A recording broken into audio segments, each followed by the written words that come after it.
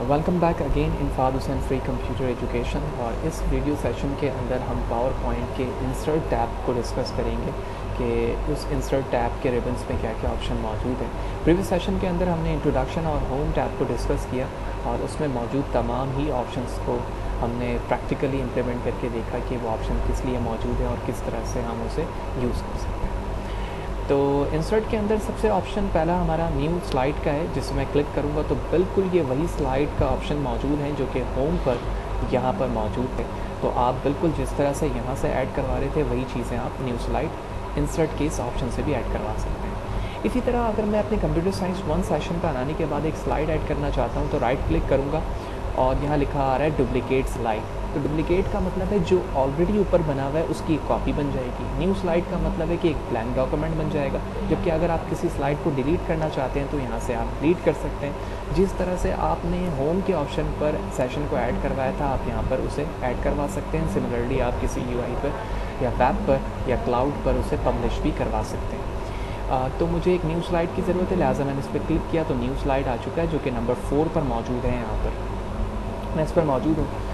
मुझे यहाँ पर फॉर एग्जांपल एक टेबल की ज़रूरत है तो टेबल पर आऊँगा। जिस तरह एम एस वर्ड के अंदर आप टेबल इंसर्ट करवाते थे आप यहाँ पर भी टेबल इंसर्ट करवा सकते हैं और इस टेबल को आप यहाँ से मूव भी कर सकते हैं जिस तरह मैं नीचे की तरफ मूव कर रहा हूँ।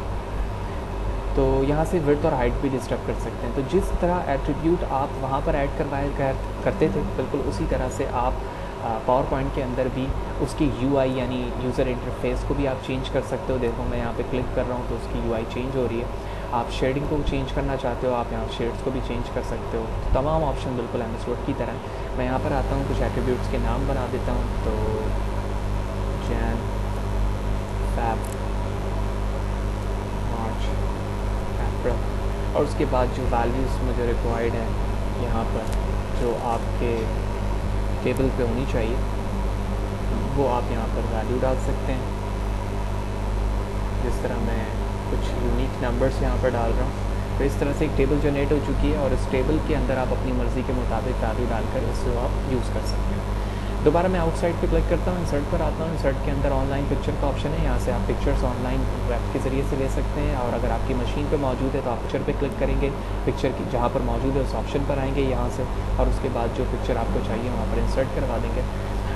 ये मैक्सिमाइज़ डिफ़ॉल्ट साइज़ पर आ रही है। शिफ्ट प्रेस करके मैं ड्रैग करूँगा अपने माउस से क्लिक करके तो इक्वली ये साइज़ चेंज हो जाएगा और उसके बाद आप इसकी रोटेशन कर सकते हैं और जहाँ पर रखना चाहते हैं आप वहाँ पर इसे मूव कर सकते हैं। कंट्रोल C कंट्रोल V तो इस इमेज की कॉपी बन गई और पेस्ट करने के बाद आप इसे मल्टीपल जगह पर यूज़ कर सकते हैं। देन इंसर्ट पे दोबारा वापस आता हूँ। स्क्रीन शॉट से क्या मुराद है कि जब आप स्क्रीन शॉट पे स्क्रीन क्लिपिंग पे क्लिक करते हो तो ये हिस्सा आपका मिनिमाइज़ हो जाता है पावर पॉइंट का और बैकग्राउंड पे जो भी सॉफ्टवेयर ओपन हो या डेस्कटॉप हो वो विजिबल हो जाता है। तो वहाँ से ये आपको ऑप्शन देता है कि आप ड्रैग करके किसी भी पार्ट को इमेज बना सकते हो। तो जैसे मैं उसे ड्रैग करके इमेज बनाकर अपने स्क्रीन को यानी अपने माउस बटन से फिंगर हटाऊँगा तो वो इमेज बनकर आपकी उस स्लाइड पर ऐड हो जाएगी जहाँ पर आपने उस ऑप्शन को चूज़ किया था। तो आप तमाम ऑप्शन इस पर वैसे ही अप्लाई कर सकते हैं जिस तरह आप किसी इमेज पर अप्लाई कर रहे थे। इसके बाद फ़ोटो एल्बम का ऑप्शन मौजूद है। आप कोई एल्बम बनाना चाह रहे हैं कलेक्शन ऑफ इमेजेस का, यहाँ से आप उस ऑप्शन को चूज़ करने के बाद अपनी कलेक्शन ऑफ एल्बम बना सकते हैं। तो इस ऑप्शन पे आकर आप न्यू टेक्स्ट बॉक्स यहाँ से ऐड करवा सकते हैं और टेक्स्ट बॉक्स के रिस्पेक्ट से आप यहाँ से इमेज ब्राउज़ करके अपने एल्बम का पार्ट बना सकते हो।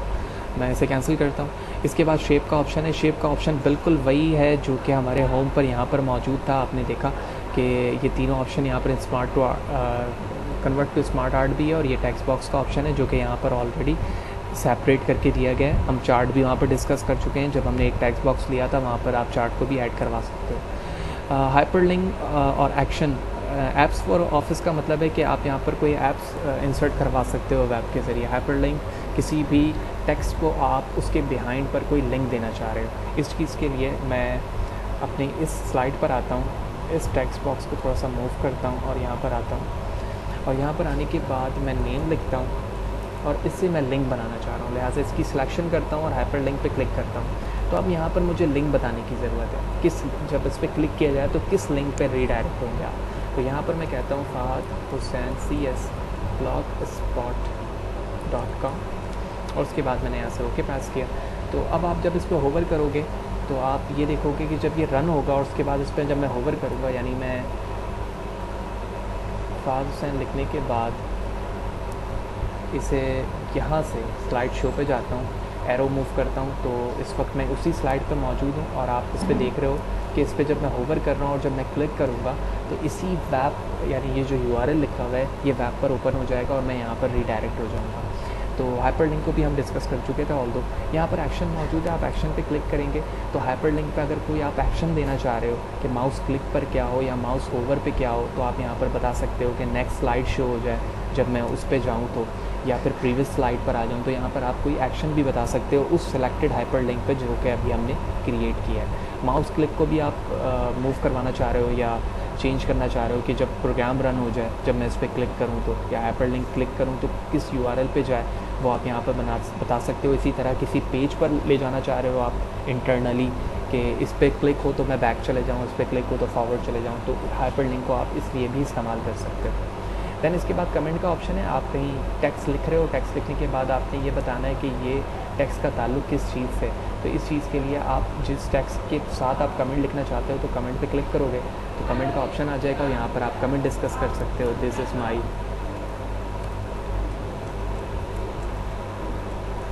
फर्स्ट कमेंट, तो वहाँ पर वो कमेंट आ जाएगा। मैं ऐसे यहाँ से क्रॉस करता हूँ, ऐसे भी कैंसिल कर देता हूँ। तो आप जैसे ही इस पर आओगे तो देख रहे हो क्लिक टू शो कमेंट पे, मैं ऐसे क्लिक किया तो वो कमेंट का ऑप्शन आ गया। आप यहाँ से कैंसिल कर लें तो वो चीज़ शो नहीं होगी। लिहाजा ये चीज़ सिर्फ जब मैं प्रोग्राम को रन करूँगा, यानी अपने इसको स्लाइड शो पर आऊँगा, तो स्लाइड शो पर मैंने क्लिक किया तो आप देख रहे हो कि यहाँ पर इस कमेंट का कोई ताल्लुक नहीं है।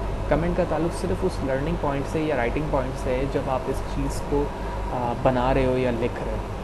देन आगे चलते हैं। टेक्स्ट बॉक्स बिल्कुल वही बॉक्स है जो कि अभी थोड़ी देर पहले हमने पिक्चर होम के अंदर होम टैब के अंदर डिस्कस किया था। आप यहाँ से ले सकते हो। हेडर फुटर से मुराद ये होता है कि जिस स्लाइड पर आप चाहते हो कि टॉप एंड बॉटम के अंदर वो चीज़ें हर जगह सेम आए, आपको बार बार लिखने की ज़रूरत ना हो। तो उस चीज़ के लिए हम अपने हेडर को थोड़ा सा नीचे की तरफ करते हैं ताकि हेडर शो और फुटर के लिए बॉडी को ऊपर लगाते हैं। देन मैं हेडर पे और फुटर पे चलता हूँ तो यहाँ पर आप देख रहे हो डेट एंड टाइम का ऑप्शन है। तो स्लाइड के अंदर अगर आप चाह रहे हो कि ऐड का ऑप्शन आ जाए और ऐड पे क्या ऑप्शन हो, अपडेट होता रहे स्लाइड, जब जिस दिन भी वो स्लाइड ओपन की जाएगी तो उसके मुताबिक जो है वहाँ पर डेट आ जाएगी, ठीक है।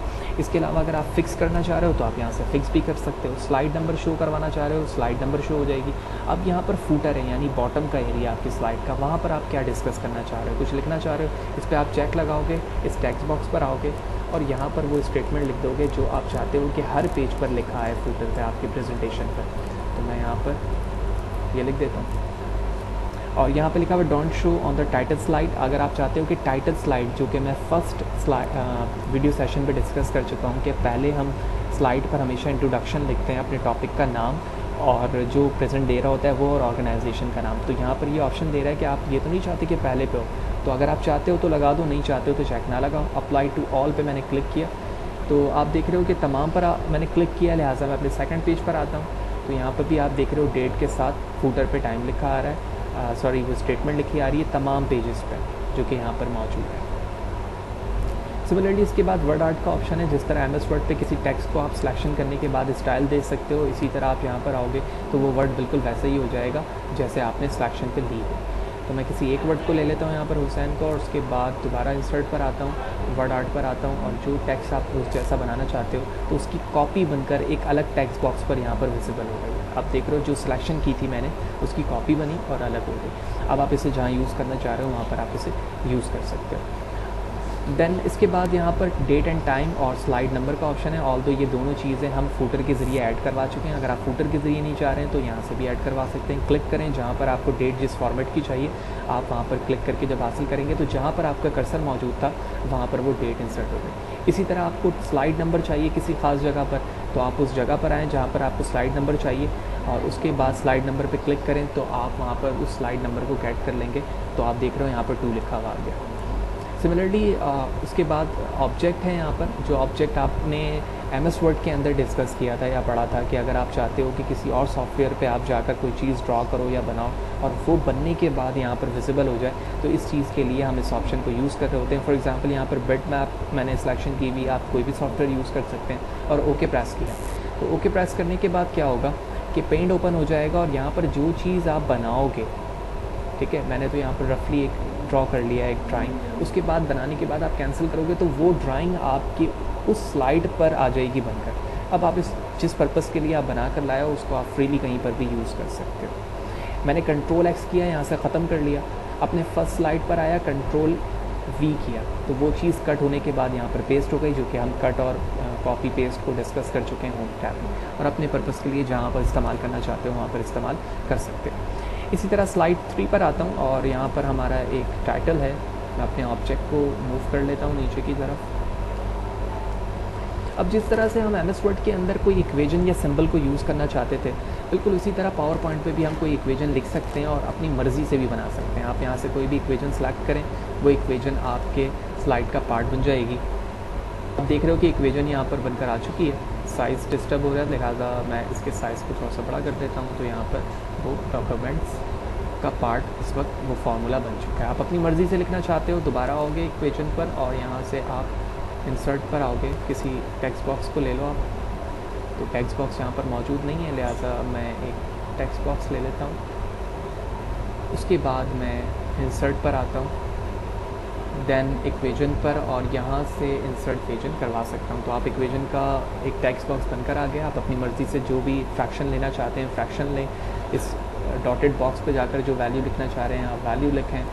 फिर आगे अपने कर्सर को लेकर आएँ, क्लिक करके जो चीज़ें चाहिए ड्राइंग टूल पर आएंगे आप, सॉरी ड्राइंग टूल पे नहीं, हम इक्वेजन पे दोबारा चलेंगे, इंसर्ट न्यू इक्वेजन पे, और यहाँ से जो जो इक्वेजन आपको रिक्वायर्ड है, जो आप फार्मूला लिखना चाहते हैं वो यहाँ पर लिख सकते हैं। ऑल्दो हमने इसको तफसीलन डिस्कस किया है MS वर्ड के अंदर। इसके बाद दोबारा इंसर्ट पर चलते हैं। उसके बाद यहाँ पर सिंबल का ऑप्शन है, आप किसी टेक्स्ट बॉक्स पर आएँ और आने के बाद आप कोई सिंबल चाहते हो तो आप यहाँ पर क्लिक करोगे। यहाँ पर मल्टीपल सिंबल है, आप जो सिंबल लेकर ओके करोगे वो सिंबल आपके उस टेक्स्ट बॉक्स के अंदर आ जाएगा। जैसे मैंने ओके किया तो आप देख रहे हो कि बैकग्राउंड पर वो चीज़ ऐड हो चुकी है। मुझे TM चाहिए, मैंने ट्रेडमार्क ले लिया, रजिस्टर्ड का साइन, कॉपीराइट का साइन, जो जो चीज़ें आपको जहाँ पर स्टेटमेंट में या किसी वर्ड पे रिक्वायर्ड है आप उसे इंसर्ट करवा सकते हो। वो आपके टेक्स्ट बॉक्स पर आ जाएगा। जहाँ पर आपने कंटेंट लिया हुआ हो या फार्मूला लिया हुआ हो, जहाँ पर ऐड कराओगे वो चीज़ ऐड हो जाएगी। बाज़ दफ़ा प्रेजेंटेशन के अंदर आपको किसी ऑडियो एंड वीडियो की भी ज़रूरत होती है, तो उस चीज़ के लिए आप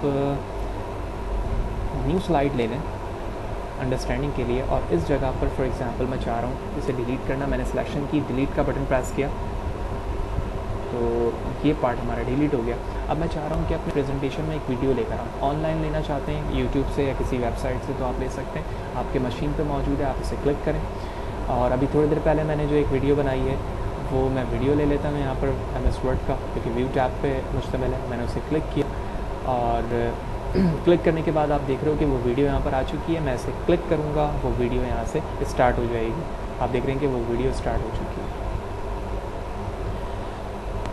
सिमिलरली इसके बाद ऑडियो का ऑप्शन मौजूद है। आप किसी स्लाइड के अंदर ये समझते हैं कि आपको ऑडियो कोई रिकॉर्डिंग चाहिए जो कि आप प्रेजेंटेशन के वक्त रन करना चाहते हो, तो इस चीज़ के लिए भी आप ऑडियो फाइल बिल्कुल वैसे ही ऐड करवा सकते हो जैसे कि आपने वीडियो को ऐड करवाया। तो इस तरह से हमने यहाँ पर ये देखा कि इंसर्ट ऑप्शन पावर पॉइंट पे क्या चीज़ें हमें प्रोवाइड कर रहा होता है और हम इसे किस तरह से इस्तेमाल कर सकते हैं। नेक्स्ट सेशन पे हम इंशाल्लाह डिज़ाइन और इससे रिलेटेड चीज़ों को डिस्कस करेंगे।